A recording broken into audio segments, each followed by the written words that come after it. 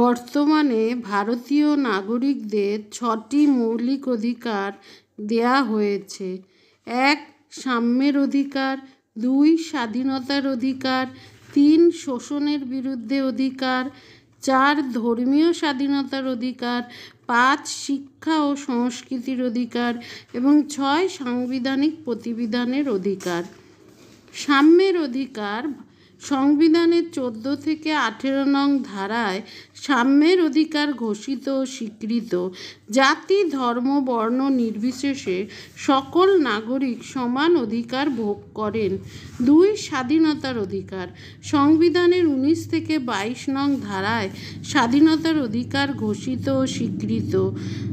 কথা বলা, মতামত প্রকাশ, সমবেত হওয়া, যাতায়াত ও বসবাস করা, পেশা গ্রহণ করা প্রভৃতির স্বাধীনতা ভোগ করে থাকেন ভারতীয় নাগরিকরা। 3. শোষণের বিরুদ্ধে অধিকার সংবিধানের 23 ও 24 নং ধারায় নাগরিকদের শোষণের বিরুদ্ধে অধিকার স্বীকৃত হয়েছে। মানুষ ক্রয় বিক্রয়, বেগার খাটানোর বিরুদ্ধে নাগরিকরা এই অধিকার ভোগ করে থাকেন।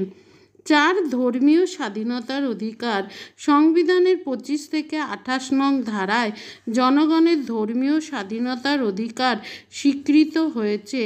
এই অধিকারের মাধ্যমে ভারতের জনগণ ধর্ম স্বীকার, ধর্ম পালন ও ধর্ম প্রচারের স্বাধীনতা ভোগ করতে পারেন।